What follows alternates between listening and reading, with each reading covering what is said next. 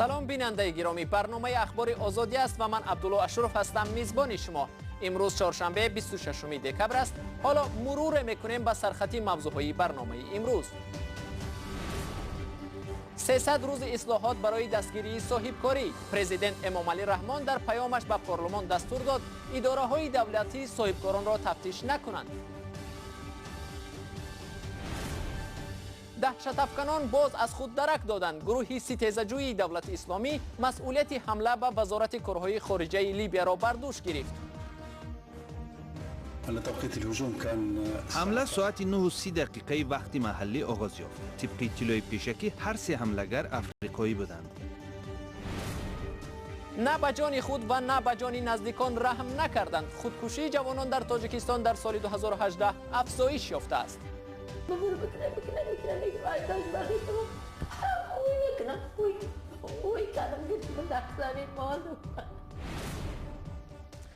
برنامه را با خبرهای تاجیکستان آغاز میکنیم. امروز پرزیدنت امامعلی رحمان 17مین پیامش به پارلمان کشور را ارائه کرد. پیام در تالار قصر سامان با حضور وکیلان دو پالاتای پارلمان و اعضای حکومت حدود 2 ساعت ادامه کرد. در این پیام پرزیدنت بیشتر به مسئله رشد صنعتی کشور از جمله دستگیری صاحبکاران و خاتمه دادن به تفتیش‌های پیاپی اداره‌های سنجشگر تاکید کرد. پیام رئیس جمهور طریق همه شبکه‌های تلویزیونی دولتی مستقیما نمایش داده شد. همکارمان برات یوسفی نکته‌های اساسی پیام پرزیدنت را در این گزارش خلاصه کرد. بسیار مهم است. رئیس جمهوری تاجیکستان در پیام سالانه‌اش به پارلمان بخش صاحبکاری تولیداتی را محور اقتصادی ملی عنوان کرده و مشکلات فشار مقامات بر سر سنجش فعالیت این بخش را از مانعه‌ها در اقتصادی کشور نامید. امامعلی رحمان با منظور این و برای دستگیری یا حمایت از صاحبکاران 300 روز اصلاحات اعلان کرد. با قول او امتیازها در این بخش باعث افزایش تولیدات خالص در بخش اقتصاد خواهد شد.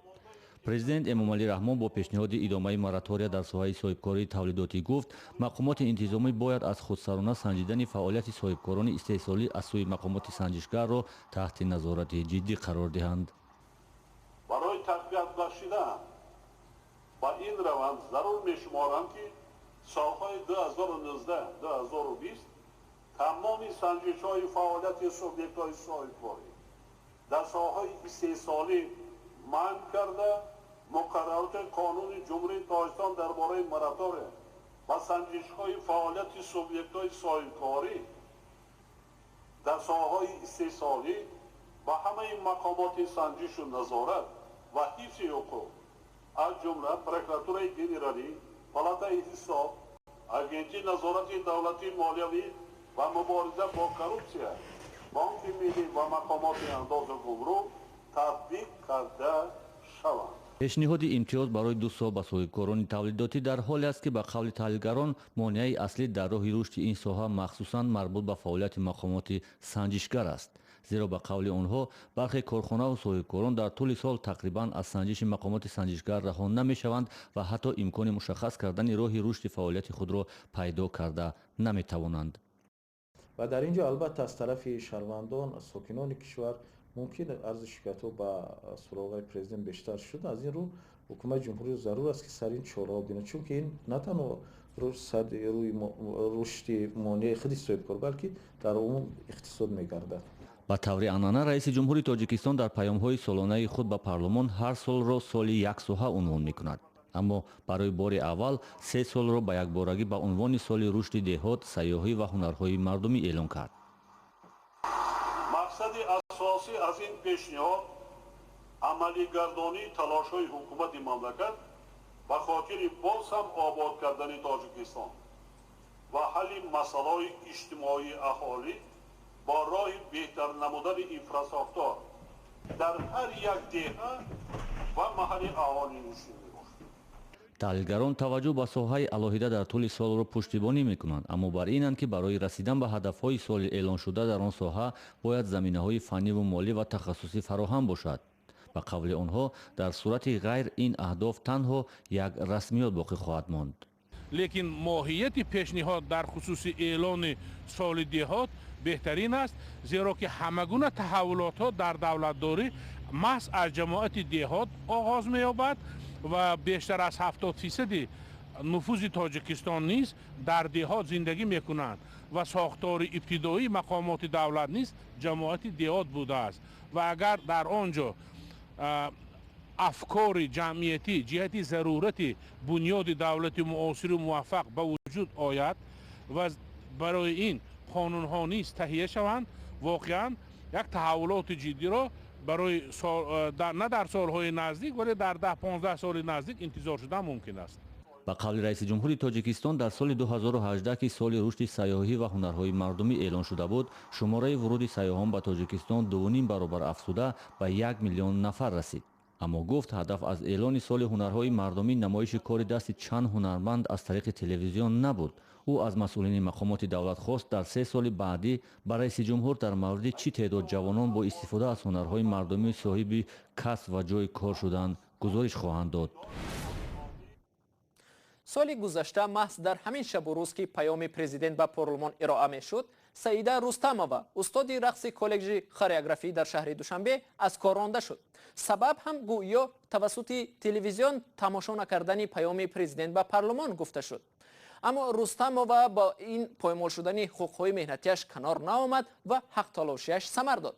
از پیام تا پیام در زندگی معلمه رستمova چی تغییر یافت؟ زرانگیزی نوروز شاه گزارش می‌دهد.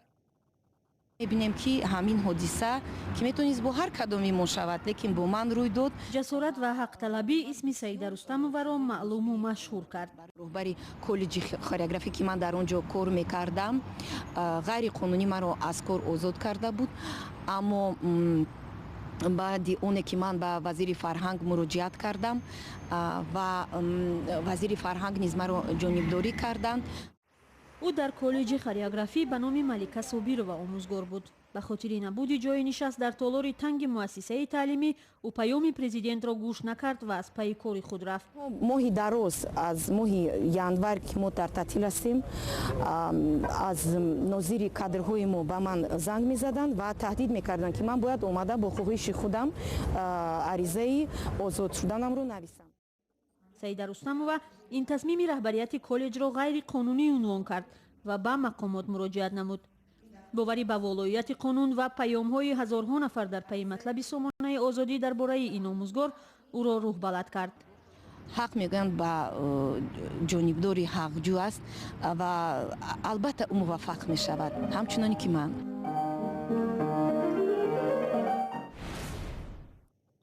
گروهی دهشت افکنی به نام دولت اسلامی باز از خود درک داد. این بار در شهر طرابلس پایتخت لیبیا. مسئولیت حمله مرگ طلبانه به بینای وزارت امور خارجه لیبیا را این گروه بر دوش گرفت. لیبیا از سال 2011 زمانی برکنار شدن معمر قذافی رئیس جمهوری دیکتاتور این جمهوری ناآرام است.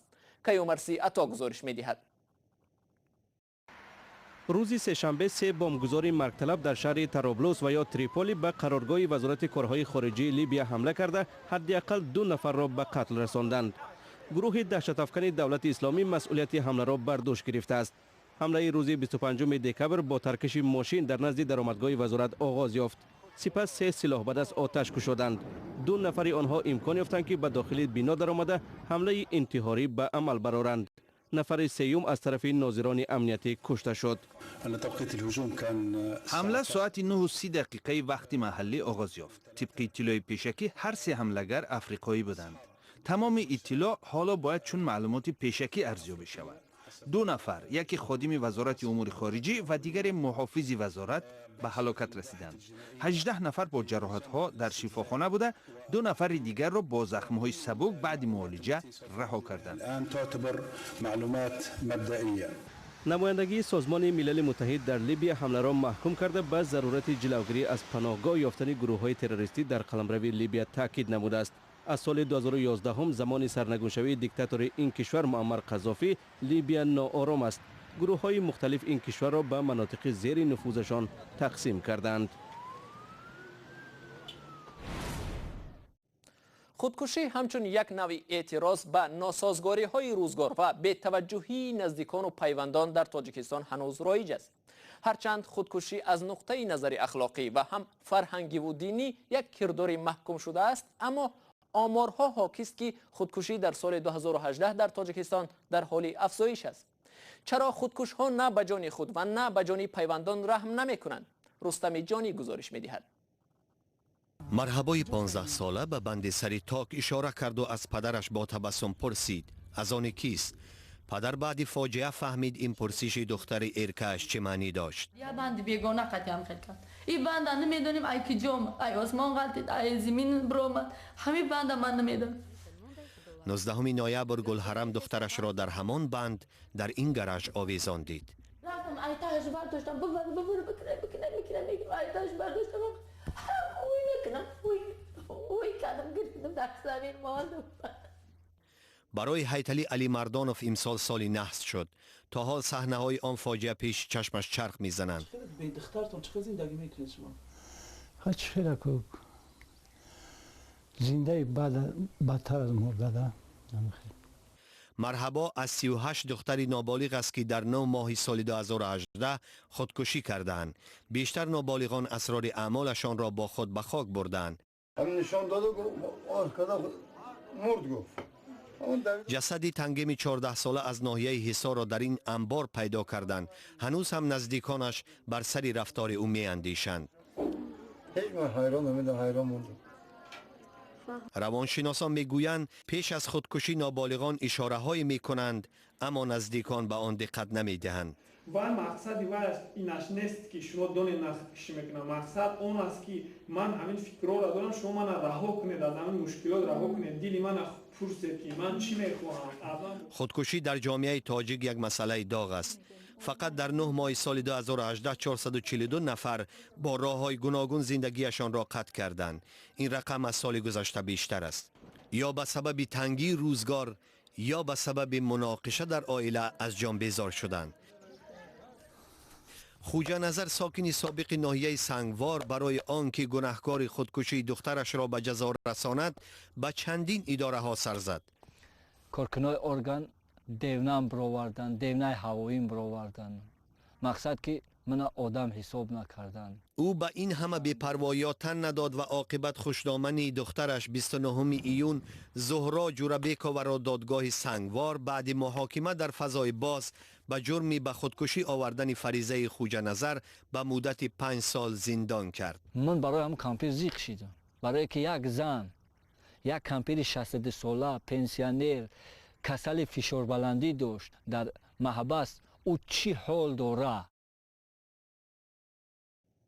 بینندگان عزیز شکل مکمل این گزارش را می توانید در سامانه www.azadi.org تماشا کنید. دانیل رستموف آوازخوان زاده دوشنبه به دور نیمه نهایی لایحه پرتماشابین شبکه یکم تلویزیون روسیه گالوس راه یافت. او 3 دور آزمون را پشت سر کرد و اولین جوانی تاجیک شد که تا به این زینه آزمونی گالوس برآمد. در یک پیام ویدیویی دانیل رستموف از شهر مسکو به هوادارانش در تاجیکستان اظهار سپاس کرد که به جانبداری از او آواز دادند و او به این مرحله آزمون رسید. دستگیری رو از شبکه‌های فیسبوک من خیلی احساس میکنم از هموطنان خودم برای آنکه بسیار مینویسند با من و دستگیری میکنن. این خیلی هم فخر میکنن و من هم خیلی فخر میکنم که این رقم هموطنان خوب دارم که در این وقتهای مهم مرا دستگیری کردن و با یک دور به پیش تیلا دادن. خیلی کمک کردن که در یک دور دیگر من پیش روم. تشکر زیاد به شما میخوام از صدقی به شما بگویم. رحمتی کلان. بیننده ارجمند شکل پوره گزارش در مورد دانیل رستموف را در صحیفه ویژه آزادی ویدیو در شبکه اجتماعی یوتیوب می توانید تماشا کنید. بینندگان ارجمند وقتی برنامه ما اینجا با پایان رسید. اگر میخواهید اخبار از این بیشتر را دریافت کنید پس سر بزنید به سامانه www.azadi.org و یا صحیفه های اجتماعی ما در فیسبوک و ادنا کلاسیکی. صبح پگاه شما را در برنامه نوید بامدادی منتظریم. تا آن دم خداحافظ.